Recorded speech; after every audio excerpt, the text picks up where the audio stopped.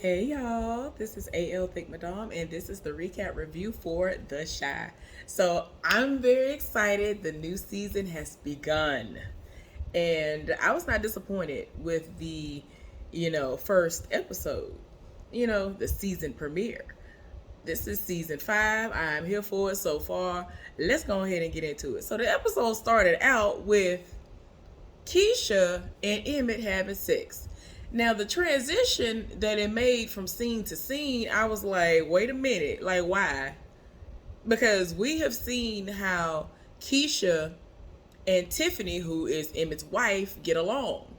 Like they are really good friends despite the past, the history that they have because of the trifling nature of her husband. So I was just like, okay, so what is going on here? And I'm confused because I'm like, don't she got a boyfriend? Like, and he treats her and her son well. So I'm like, what is really going on here? So anyway, we're gonna forget that for now. We're gonna table it for now. We're gonna come back to it. So we end up seeing the kids getting ready for school. I'm talking about kids, y'all. What's this boy's name? Um, I don't want to say this boy's name wrong. I don't know why I'm forgetting his name in this moment. But Keisha's brother and the girl that's living with them, Lene. How I know her name and I don't know his right now. I don't know what that's about. But they're getting ready for school, and I guess they are already ready for school, but the thing is they playing video games. And so Dre come in there and she on one because she trying to make sure that they understand that they need to be getting ready for school, go in there, eat, do whatever they need to do so they can get to school on time. Meanwhile, Kevin, that's his name. I'm glad it came to my mind because I don't know why on the little IMDb it didn't even come up. Oh, there it is. At first. So anyway, or I just looked all the way completely over it. So Kevin over here vaping or whatever he doing. He got a weed pen. I guess it's a weed pen or a vape pen. I don't know. But either way, he ain't supposed to be doing none of that. He is underaged. He is not supposed to be smoking nothing. But he's still sneaking and smoking. So it must be something that is undetectable because Dre didn't smell it and the door was wide open.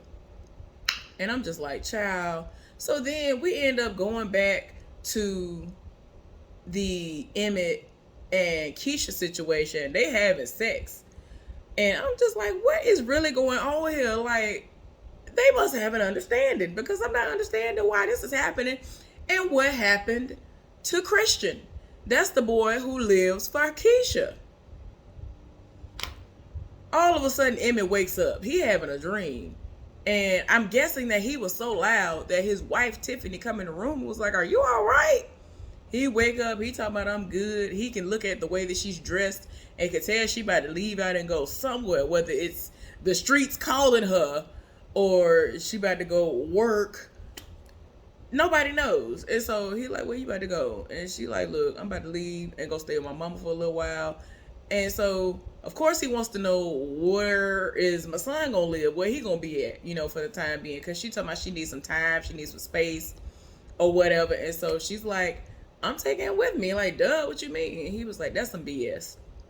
So he done got out of the bed and he wants to, fix things and all of that, trying to talk to her. And so she was like, look, I just need some time to think. I'm going to my mama's. It is what it is. And then in the middle of this, she realizes that he is standing at attention. And so she was like, well, I hope that you're basically on hard because you're thinking of me. So he was in the middle of being about to lie to my girl, I'm thinking about you. And then he covered himself up. And it's like, you made yourself look even more guilty. Like, you could have just simply said it was morning wood or something like that because you were in the bed. So, anyway.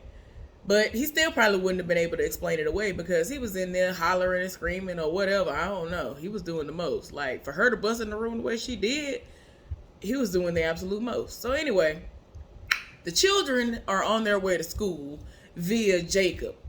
Jake then took his brother's car. Of course, his brother allowed him to drive. He took everybody to school. Lene, Kevin, Papa, Gemma, who, y'all know is his girlfriend. All of them are in the car. And Jake wants to know if Gemma is going to come and watch him try out for varsity. And so she was like, what are you talking about? She completely forgot about his situation and all of this. She has something she got to do for school and all of that. And I think that what she has to do is similar to some stuff that we've had back home, but I'm not sure. But anyway, she was like, you know what? It's okay. I'll be late, but I will be there. And so he was like, all right, because it's something that means a lot to him. So I'm just like, y'all doing a lot. So meanwhile, at the help center type situation that Tracy, y'all know that was Ronnie's woman, I guess you could say. The situation that Douda and all them helped to get set up. Otis Perry, for those of y'all who don't remember, Douda by the name of Douda.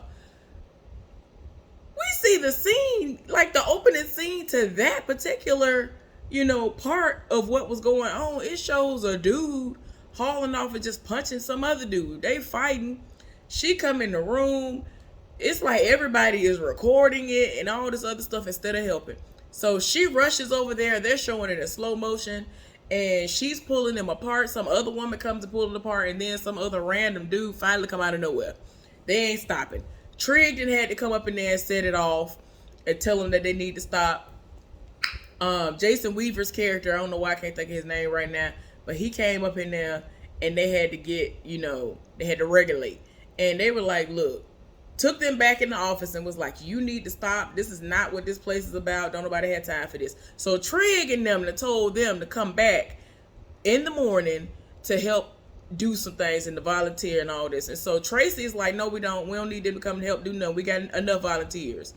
And so in my mind, I'm like, okay. Me forgetting that the reason why she's saying no, ultimately, after he done left the room, she was like, yeah, the reason why I said what I said was because he is the person who killed Ronnie. And so Trigg is like, how you know that?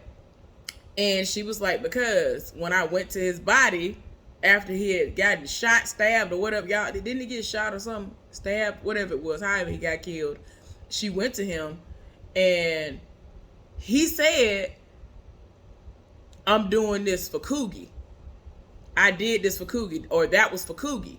Because y'all know that he did what he did because he thought that Coogie was the one who killed his son. Y'all know that wasn't his son. I'm just saying it is what it is. That was her son. Anyway, yeah, it was a lot that was going on with that situation, but he is the shooter, the killer, whatever. And so she was like, yeah, we don't need no killers up in here. And so they had to remind her, like, a lot of people have done some things that they haven't and they aren't proud of, but you have to understand that, you can't just say you're for the hood or you're for the community when you're not allowing the community to participate or whatever. So anyway, moving right along, Keisha done went over to her mama's house. Her mama done set it off rip, and she going off, and she looking at her like, what you got all these bags for? And you done brought this child with you? Which, that's her grandchild. And essentially, she's just like, girl, you doing too much. Didn't nobody, like, how long you think you finna stay? I thought you was gonna stay for a little while. Like, in her mind, her mama is guessing maybe a couple of days, maybe a week. But she like, you done packed up the child. You got several bags for your child. Like, come on now. So she going back and forth with her mama. And of course, when you living with your parent, especially if your parent is acting like her, you don't want that. You don't want that. And you definitely don't want to have to live there as a grown person. Like, you're supposed to be an adult, be able to take care of yourself. But you're going through it with your husband. So you're over there and it is what it is. So it's like, where else can you go? Even though her business is doing well, it's like, I guess it's not doing well enough for her to be able to just go get a room for a week or whatever. And you should be able to go home if need be to sort some stuff out. So anyway, Keisha is getting ready in real life. Because as I've already mentioned, that was a dream that happened. And she's about to actually go and tour some dorm rooms because she wants to live on campus. Her mama, of course, is kind of on edge about that because of what happened to her, which is natural. And Dre is always being supportive, and she told her that she thinks that is amazing. And of course, her mama want to know, what about the baby and all this other stuff. And so she was like, look, You know, I think that the ones that she's gonna be able to look into are gonna be the ones where you can actually have your child with you. So that's gonna be dope. But yeah, then of course they want to know about the relationship status, and so she was like, you know, I'm focusing on school, and I'm just focusing on my son and school. I ain't got time for him. And so Dre, of course, thought that that was amazing of her to, you know, have thought about that and to have that perspective at such a young age, because a lot of people feel like they gotta do this and they gotta do that no matter what the situation is or how it's going, which is commendable. But like I said earlier, with her situation, this dude is dope, at least from what we're seeing now. Unless some unforeseen foolishness is popping off or is gonna pop off with him, like, girl, that's somebody you should have been, by the time she get to graduating, that's one of them scenarios I see him proposing to her after she gets off the stage. That's what I'm envisioning. But who am I? So anyway, let's go on ahead and move forward. Her mama wants to go with her while she's touring these dorm rooms, but she like, nah, I'm good. She's actually gonna go with Tiffany, who again, y'all, that's Emmett's wife. Look, so many things have been popping off. I'm sorry. So yeah, it just is what it is. Well, meanwhile, back at the house, Emmett is in his feelings, and his daddy over there, or he went over to his daddy's house, one of the two. And so his daddy then pulled out some alcoholic beverage, and it's brown liquor. And he was like, man, that makes me emotional. And he was like, that's exactly what you need. Because he was trying to figure out, you know, if his daddy could give him some advice. And he looking like, forget her. And he was like, see, this is what I'm talking about. I shouldn't have asked you about this. It is what it is. Why they get into a conversation about how his daddy was having sex with Dom, who is Emmett's partner. Y'all know Lala Anthony's character. And he could not finish the job. He could not get there. For whatever reason, when he thought of Jada, who is Emmett's mama, he was able to get everything out of the open. I was like, wait a minute, you done went off. And of course, Emmett didn't want to hear that. Like, who wants to envision that? Yeah, I'm here because of y'all, but don't nobody want to hear that. Like, sir, it is what it is. You're doing the most. So, Trig is very excited, and he is at a ring shop about to get a wedding ring for Imani. Is her name Imani? Am I saying it wrong? Oh my gosh, I feel like I'm saying it wrong. I think it's supposed to be something else. Wait a minute, hold on. I want to make sure I'm saying it right. Okay, so it was Imani. I don't know why I thought it might have been something else, but yeah. He's very excited. His homeboy is there, y'all know, that's being played by Jason Weaver. I don't know why I can't think of his name right now, but yeah. So he's very excited. He has some plans that he's put aside, and you know what I'm saying, this is like the best relationship he's ever been in. He's thriving and all that, so he's very excited about this moment in his life, y'all. So Emmett done got drunk. He deep in his feelings. He looking at a portrait of himself and his wife, and he all touching on it and doing all of this. And so he like, I gotta do something. He done took the picture and then left out. And I don't know if he was drunk driving. I guess so. He done drunk drove to the house, her mama's house. He outside the house, and her mama could hear the commotion, I guess. Like, I guess he was loud enough. Some of y'all mamas be having hawk ears and all of that. Like, my mama could hear. Y'all know the saying of somebody talking about a mouse or mice or a rat peeing on cotton. How do you hear that? Like, they be having supersonic hearing and things. Anyway, somehow the grandmama, which is his mother-in-law, heard him outside. This fool this over here throwing up on the snow on part of the. I was just like, what is going? He really over here throwing up. And so she was like, what is going on out here? And so of course Keisha hears the commotion. She comes to the front before she could see the foolishness that has happened. He over here trying to cover up the throw up area with some more snow. And I'm like, you tore all the way down to the ground. So she done told him to come inside so they can talk. It done got to the point where ultimately, she was like, look, I don't think I want to be with you no more. I think I want a divorce. And I'm like, woo, child, you done went off. You done went all the way off. But she was just like, I done went through all of this with you, thinking that you want to be with me. And I feel like you only married me out of desperation. And I mean, she felt like it had gotten to a point where he grew up and wanted that situation, but now he talking about, yeah, I do want it. I mean, it is what it is, but child, she talking about, I think I want a divorce. Oh well. So Jada and Suede are at the house. Now, there was an earlier scene where they had made love and all of that, and like, he is everything to her. He really takes care of her. He has an amazing green thumb, which somehow she doesn't really have a green thumb like that. But fast forward to now, she over here complaining because he hasn't fixed the shower head in the bathroom. And he done came to her like, I think we should live together. Because he there all the time anyway. And he can fix a little bit. He can fix some things or whatever. He's great with her. And, you know, she lived for him. But she like, well, I never really thought about it. So he's kind of confused because he like, I mean, so do you not want me to be around like that or what? And she was like, of course I like you being around, but I'm so used to being alone that, you know, I don't know about all that. So he in his feelings, and he was like, well, if I lived here, maybe, you know, some things would be getting fixed. And I'm like, oh my gosh, no.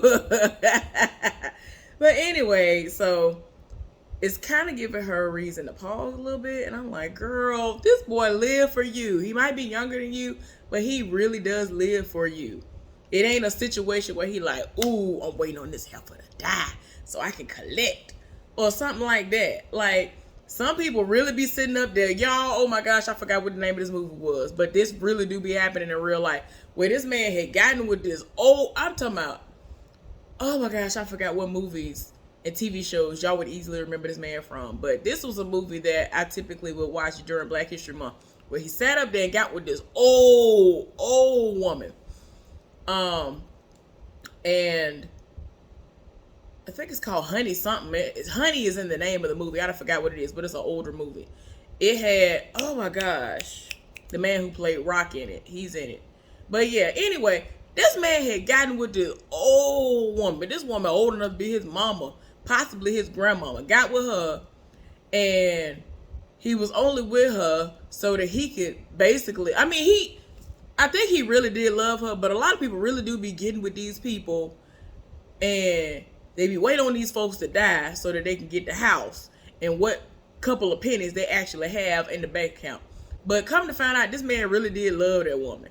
But you wouldn't have never thought that that's what the situation was, because it's like the man didn't have no job, but I guess he was pleasing this woman until her dying day. And I was like, ma'am. I mean, she was benefiting, so I mean, it is what it is. And I mean, he ended up benefiting in the end, but he really did love that woman. But in a lot of cases, some people don't be living for them folks like that for real. They be living for what the situation gonna be when they die. But anyway, that ain't what Suede giving off, so I don't like that. I'm gonna need for Jada to get her life right. So anyway, Keisha and Tiffany are talking, and you know, like I said earlier, Tiffany is going to accompany her while she goes and tours dorms, and she ends up actually talking to her about Christian, and she was like, look, I like him and all, he's been great to me, and you know, I'm just gonna focus on me and my son. And so both of them like, who you texting? She like Christian. I mean, just the fact that she's texting him and she got a big smile on her face says everything and tells me everything I need to know. And then both of them texting somebody at the same time. Rob texting her, and y'all know that's Tiana Taylor's husband. I feel like I never will pronounce his name correctly, so I'm not even gonna even do that, like his first or his last name. So I'm not even gonna do that. But y'all know who I'm talking about. But his character on here, his name is Rob, and he lived for her or whatever. And he big out here in these streets. And so he texting her, and you know, he knows all of her business, even though they should just be business partners and just dealing with strictly business. But you know, they talking, And so she trying to make it seem like it ain't no big deal or whatever. It is what it is. Man, Jake over here at his tryouts doing a terrible job. I'm confused because I thought he could play basketball. What is going on here? Like, Papa reading, and like he's just throwing up bricks and some more. I'm like, what is going on? And it's so bad that Gemma came so late that the coach pulled him to the side and told him that he didn't make the cut. And so she done brought him like a little pastry or something. And so she tried to figure out what's going on as soon as she walked in the door. So she rolled up on him and was like, hey, what's going on? I'm here. He telling her, leave me alone. Got an attitude or some more. And all she's trying to do is be there for him. Like, girl, I'm like, girl, you should have stayed with who you was with. But who am I? Who am I? So Jake and his feelings, he's at his business. I guess he working on the book, so he doing something in the back. And he is singing to the top of his lungs that Carl Thomas song. It was love at first sight. I know from the way she looked at me. Y'all know, and I wish I never met her at all and all that. Man, that and Summer Rain. Excuse me, my bad. Anyway, he's singing that song at the top of his lungs. But what be killing me is the fact that, y'all, I was about to say his real name. The fact that he know how to sing in real life, but he just chooses, or they decide that we not gonna reveal he can sing. I'm like, why do y'all do this to these characters that can really sing? Like, I guess it's because they don't want to overshadow the character development or the character in general in some way. That's why I be like, why y'all do this? And these people really can sing down. Like, there are people who are trash. I know a lot of people who are trash, but they can sing. Like, I don't understand. Anyway, but yeah, he's singing down. Trig come in there. He was like, oh man, you must be really going through it. Talking to him. He was like, oh no, I'm good. But eventually he did tell him that they're going through it and they might be getting divorced. But despite all of that, you know, Trig is being sympathetic to him. And he was like, all right, man, come on, man. You need a hug, don't you? Now, keep in mind, earlier, he went to Jason Weaver's character and was like, all right, man, you want a hug? You need a hug? He was like, man, if you don't get out of here with that. He's one of those where he think, you know, hugging and all that stuff ain't where it's at.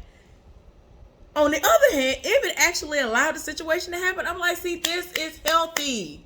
This is healthy. This is therapeutic. This is healing. Let your emotions out. So, you know, he was like, you know, I'm sorry about your situation and what you're going through, but will you still be able to allow me to host everything here? Because he is planning to propose to Amani there. So he's like, huh? He done forgot because he going all the way through. So he was like, oh man, you know, I'm going through all my own stuff. A lot been going on, my bad. But yeah, you can still have it here. So it's cool. So he was like, you know, man, if you ever need to talk, you know, despite what you going through, you know, we can talk, cool, whatever. So he walking from the back and they talking this thing. We know we hear a brick going through a window. Trig was like, oh, I know that ain't my stuff. Went out the door, brick through his window. He running down the alley, catch the person who did it. It's one of the dummies that was the main person that was fighting at the spot. So he chased him down. He was like, you want to die? You want to die? He done hemmed this boy up, then punched him down and some more. It was all a setup. They recording him and everything. And so, of course, he realizes the error of his ways in this moment. But it's pretty much too late, whether he knows it or not. And we're going to get to that later on. Papa and Jake get into it a little bit. And it's crazy because Papa is just like, y'all ain't supportive. I got my podcast, Papa's Pulpit, and had you known or been tuning in, you would be able to, you know, know certain things that you should be able to. Jake be reading him, was like, you don't know what you're talking about, whatever.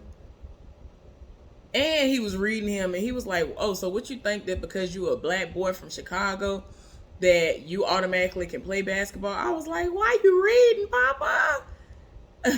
But anyway, they done got into it a little bit. It is what it is. So Keisha is having a moment to herself where she's trying to figure out how she's going to break the news to Christian. So she was just like, I decided to send you a voice message to express how I feel so you could hear my voice. I'm just like, girl, why didn't you meet this man in person? I really feel like she didn't meet him in person because she knows how bad off and all of that she would be to actually see the look on his face. I feel like that boy might have teared up a little bit, or a tear would have dropped, or you would have been able to hear it in his voice while he's trying to communicate or something, because he is so dope. So she's sitting up here basically telling him that, I appreciate you for everything you've done for me, and the way that you handled me and my son and all this other stuff, but I need to focus on school and my son, whatever. And sent the message. He ain't say nothing back immediately. And I mean, you could tell that she was like, even kind of like, about the situation. Because it's like, girl, that man is good. That man is good to you and your baby. Keisha at the house with her mama. Her mama setting it off. She done came in the house after she has, been out and about. And so she was like, I ain't no babysitter, and done went off. So she done went in her room. While she walking to her room, Rob calls her. So he FaceTiming her. She going in her room and she answered a FaceTime call. And he talking about your mama tripping, all this other stuff. He offers for her to live at his place. And she was like, I got my son with me too. He was like, both of y'all could come. Like, I don't know what we're talking about. And I'm saying to myself, Heifer, don't do it. Like, your son does not need to be exposed to all these people. Now, I'm not trying to make it seem like we've seen her exposing her son to all these people. But I'm just saying, this could create a pattern. But I understand, yet again, you not wanting to be up under a parent's thumb, especially if they're anything like the way her mama is.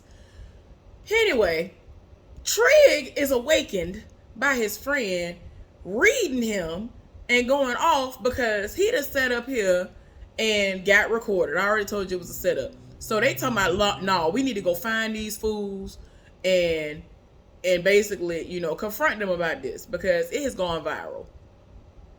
It's a mess. And so he was like, you shouldn't have did that, all this other stuff. He told him what happened. He was like, it is what it is. Let's go find these fools and straighten it out.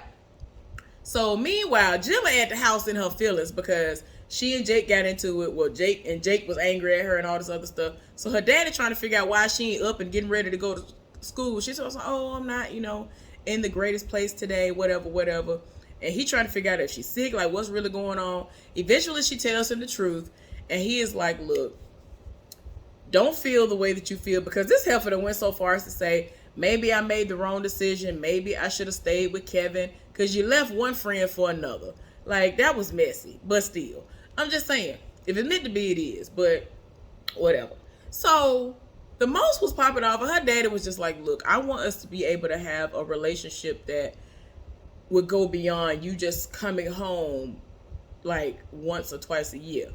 I want you to be able to be not necessarily a friend, but for them to be close enough to where they can talk and have an actual relationship. Not just, I'm your dad and you my daughter, so we have to have somewhat dealings with one another. And so he wants to be able to have great communication with her and to be able to talk with her about anything. So they're promising that that's what they're going to be able to do. So he told her basically, you can have this day, do what you're going to do. Meanwhile, the next day, which is that morning, like I said, she missed school because she was in her feelings. Papa is at the pep rally, and he was like, before I announce the new team members of varsity, first, I want to have a moment of silence for Jake, my homeboy. And so everybody like, wait a minute, what's going on? He was like, all right, so, he ain't gone or nothing. He right here. He just didn't make the team. Oh, he was bad. I didn't know he was bad like that. He started roasting him. And so Jake, they yelled out from the crowd, F you, Papa, and some more. They started going back and forth. Man, it was so bad that a teacher or somebody that is on payroll at the school had to just stop all of the presses because a lot was going down. Jake was doing the most, and he cussing and all this. You ain't supposed to do that at school, all of that, especially not in front of no authoritative figure.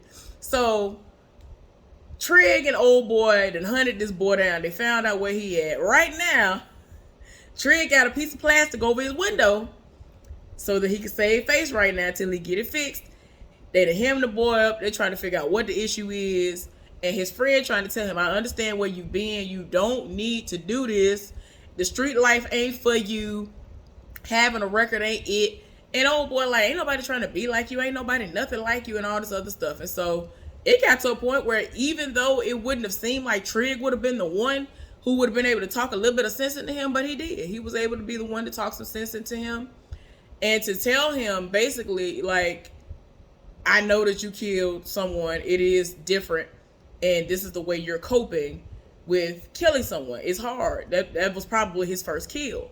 And so he been doing a lot of mischievous things since he killed Ronnie. So they was just like, we gonna expect you in the morning at the place. So whatever. So we see Kevin and Lene go to some spot. It was a gaming spot where a lot of people were gaming. And so he really want to get some gaming in. So she was like, all right, go for it. Do what you're gonna do. So Kevin goes in with these two white people who were playing a game. Talking about, do you want to, have some new competition or whatever. So they told him to grab a headset. Well, initially it was going sideways and they were saying little stuff that could be triggering. And it did definitely trigger him in a way where he was having flashbacks. Y'all know he went through a whole lot. And he was finally able to kind of refocus. And Lene was even like, we ain't got to do this. You can go. And then she said something about, you need to just beat these Anglo-Saxons so we can go or something. She said, I was like, not Anglo-Saxons, Lord. But eventually he was able to refocus. He killed them, went on by his business. So I was like, golly, you done went woof. Video games. So Trig and them, everybody that came to the restaurant, and Trig is expecting her friends and, people who respect her in the community to show up to the proposal. He done got ready. He got a white suit on. Right now it's cold outside. It's wintertime and all of this. And Christmas and all this other times and things like that going on. Apparently from what people were saying. He's trying to get ready. He's very excited. It is what it is. So before everything go down with that, we see Keisha again and she gets a notification. Christian texts her back and he was like, I'm sorry for my delayed response, but I had to, process things and get back to you or whatever. And he basically was like, I appreciate the time that I was allowed to spend with you and all this other stuff. It was very heartfelt, very sweet. And he told him, hug little Ronnie for me. And I'm just like, girl, I understand focusing on school. And I feel like he would give you your space. I feel like he has proven to you off rip that he is willing to give you space when you need it. I feel like he ain't gonna try to do the most when he know you gotta study for school and he know you got a child. And the fact that even after all of this man in this message said, let me know if you need anything. This man's still willing to be there for you, even though you done booted this man from your life. And basically talking about, we can still be friends and all this other stuff. Girl, you done threw a good one away. This man said something about, hopefully the next good man that comes around, you will be ready for him or something like that. I cannot. Oh my gosh. He is such a good dude. It makes me mad. But anyway, y'all. So, like I said, everybody is coming to the function and all of that. It is dope. Like, it really is dope. I'm like, oh, it's so cute. It's so cute. Y'all, I was looking at the scene again with Keisha and Christian. Oh my gosh. I loved them together. That's so stupid. I really feel like they finna set it off and make her and Emmett be a couple. Like, why? I get it, but no. Anyway, Tiffany done set it off and she done went over to Rob's house with her son. And that ain't gonna stay over there for a while. And like, she made it clear, like, I'm not trying to be your cut buddy and all this other stuff. He was like, that ain't the type of time I'm on. And I got plenty of options. And I was like, oh, you ain't have to set it off like that. Well, anyway, now the moment has arrived where Trig is supposed to be proposing to Imani. And like, they done set the scene up all nice.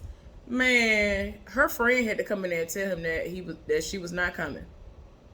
And it's because of what she saw. She saw the video footage.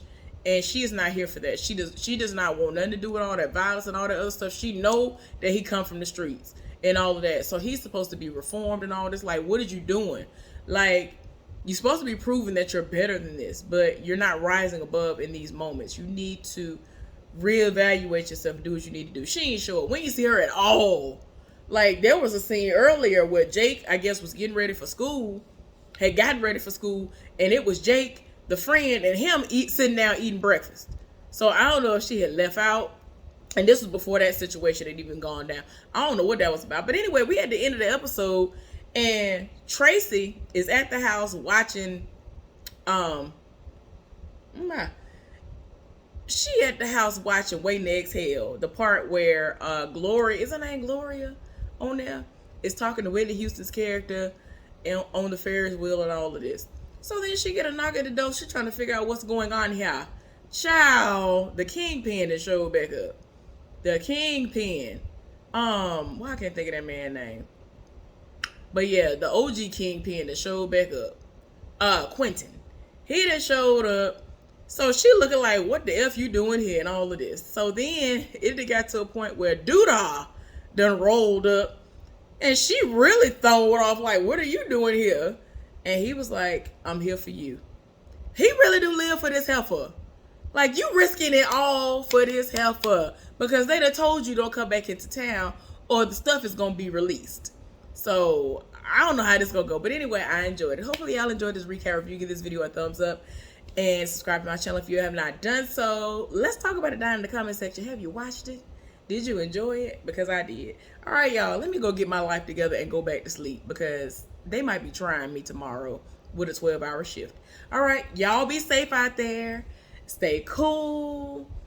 And have a good day. Is it the weekend still? Yeah, y'all have a great weekend, okay? I'll see y'all later on for something else.